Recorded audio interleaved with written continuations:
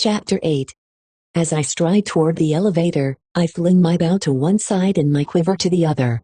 I brush past the gaping Avexes who guard the elevators and hit the number 12 button with my fist. The doors slide together and I zip upward. I actually make it back to my floor before the tears start running down my cheeks. I can hear the others calling me from the sitting room, but I fly down the hall into my room, bolt the door, and fling myself onto my bed. Then I really begin to sob. Now I've done it.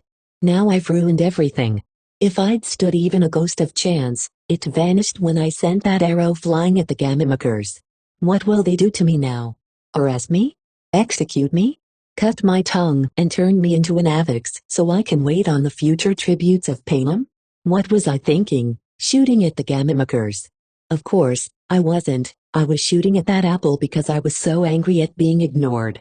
I wasn't trying to kill one of them. If I were, they'd be dead. Oh, what does it matter? It's not like I was going to win the games anyway. Who cares what they do to me? What really scares me is what they might do to my mother and Prim, how my family might suffer now because of my impulsiveness. Will they take their few belongings, or send my mother to prison and Prim to the community home, or kill them? They wouldn't kill them, would they? Why not? What do they care? I should have stayed and apologized. Or laughed, like it was a big joke. Then maybe I would have found some leniency. But instead I stalked out of the place in the most disrespectful manner possible. Haymitch and Effie are knocking on my door. I shout for them to go away and eventually they do. It takes at least an hour for me to cry myself out. Then I just lay curled up on the bed, stroking the silken sheets, watching the sun set over the artificial candy capital. At first, I expect guards to come for me. But as time passes, it seems less likely. I calm down. They still need a girl tribute from District 12, don't they? If the Gamimekers want to punish me, they can do it publicly. Wait until I'm in the arena and 6 starving wild animals on me. You can bet they'll make sure I don't have a bow and arrow to defend myself. Before that though, they'll give me a score so low, no one in their right mind would sponsor me. That's what will happen tonight. Since the training isn't open to viewers, the Gamimekers announce a score for each player. It gives the audience a starting place for the betting that will continue throughout the games. The number, which is between 1 and 12, 1 being irredeemably bad and 12 being unattainably high, signifies the promise of the tribute. The mark is not a guarantee of which person will win. It's only an indication of the potential a tribute showed in training. Often, because of the variables in the actual arena, high-scoring tributes go down almost immediately. And a few years ago, the boy who won the games only received a 3. Still, the scores can help or hurt an individual tribute in terms of sponsorship. I had been hoping my shooting skills might get me a 6 or a 7, even if I'm not particularly powerful. Now I'm sure I'll have the lowest score, the 24. If no one sponsors me, my odds of staying alive decrease to almost 0. When Effie taps on the door to call me to dinner, I decide I may as well go. The scores will be televised tonight. It's not like I can hide what happened forever. I go to the bathroom and wash my face, but it's still red and splotchy. Everyone's waiting at the table, even Cinna and Portia. I wish the stylists hadn't shown up because for some reason, I don't like the idea of disappointing them. It's as if I've thrown away all the good work they did on the opening ceremonies without a thought. I avoid looking at anyone as I take tiny spoonfuls of fish soup. The saltiness reminds me of my tears. The adults begin some chit-chat about the weather forecast, and I let my eyes meet Peeta's. He raises his eyebrows. A question. What happened? I just give my head a small shake. Then, as they're serving the main course, I hear Haymitch say, "Okay, enough small talk, just how bad were you today?" Peeta jumps in. I don't know that it mattered. By the time I showed up, no one even bothered to look at me.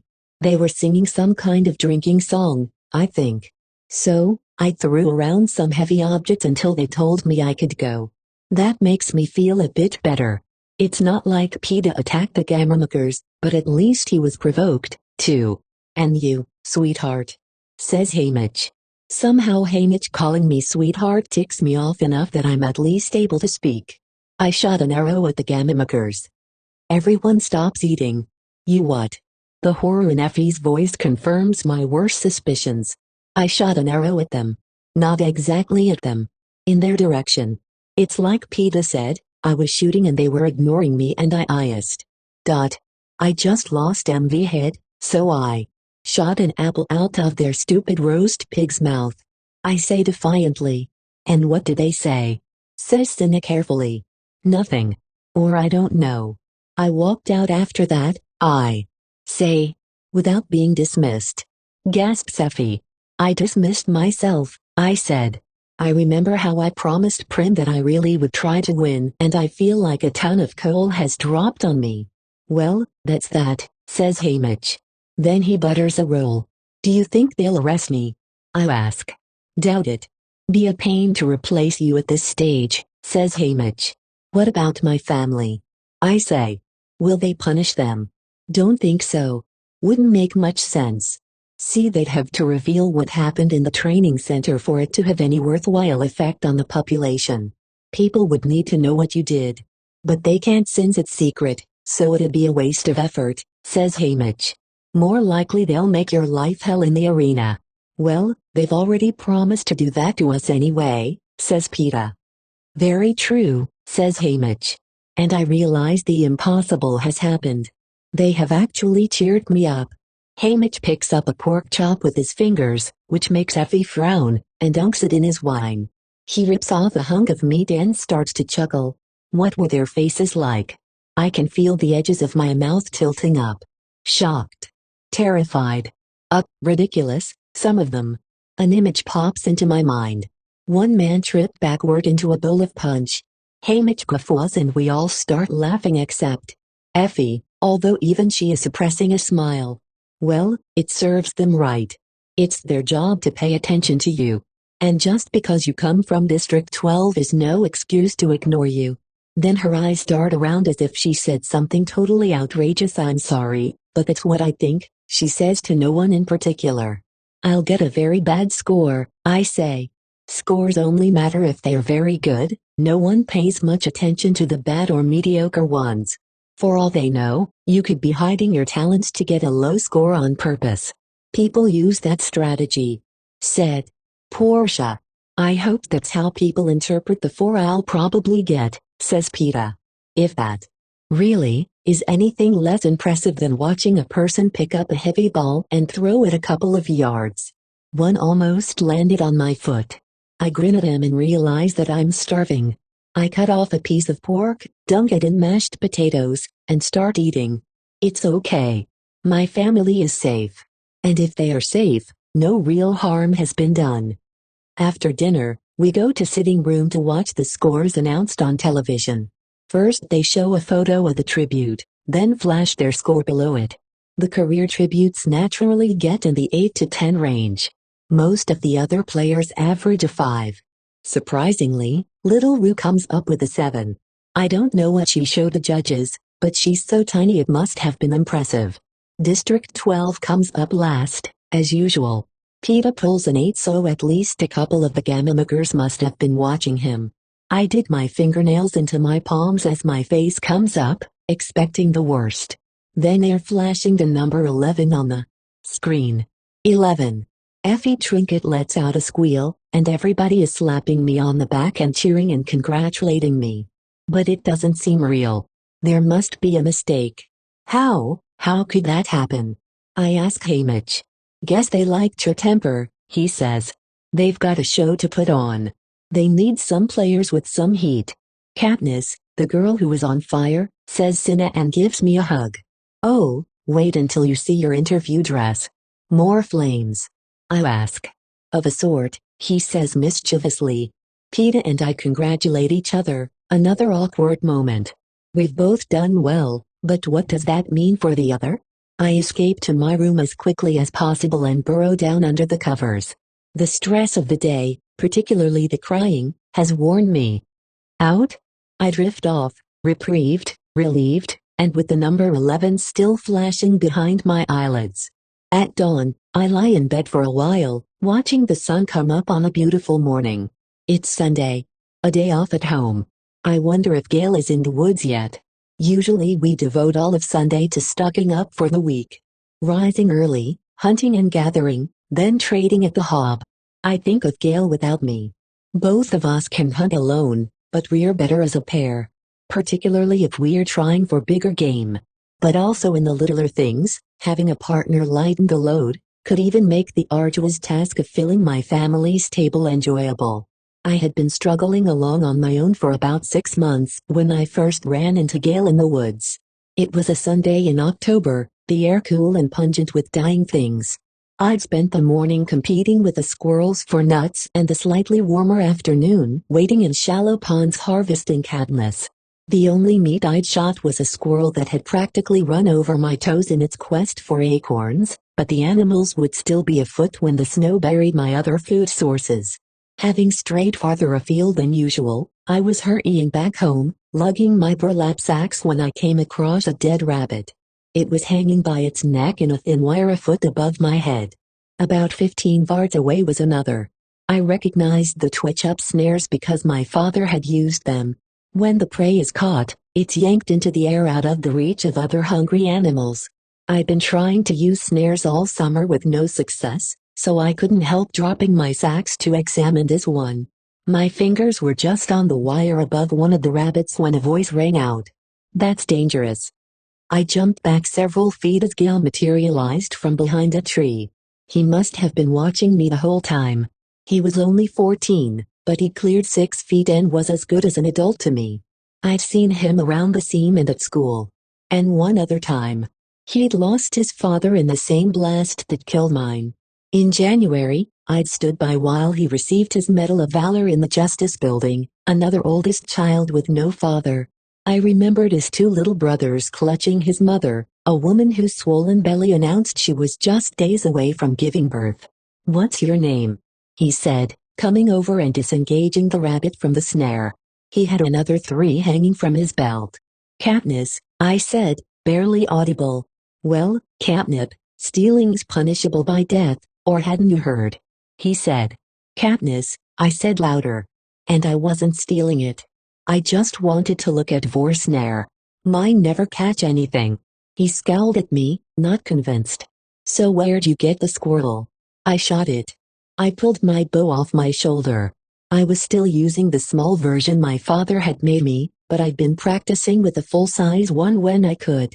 I was hoping that by spring I might be able to bring down some bigger game. Gail's eyes fastened on the bow. "Can I see that?" I handed it over. "Just remember, stealing's punishable by death." That was the first time I ever saw him smile. It transformed him from someone menacing to someone you wished you knew. But it took several months before I returned that smile. We talked hunting then. I told him I might be able to get him a bow if he had something to trade. Not food. I wanted knowledge.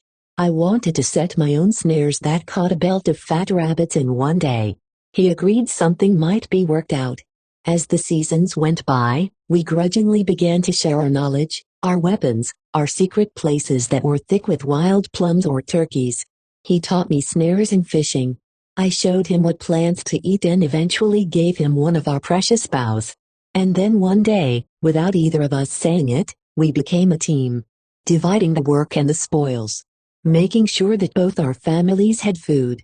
Gail gave me a sense of security I'd lacked since my father's death. His companionship replaced the long solitary hours in the woods.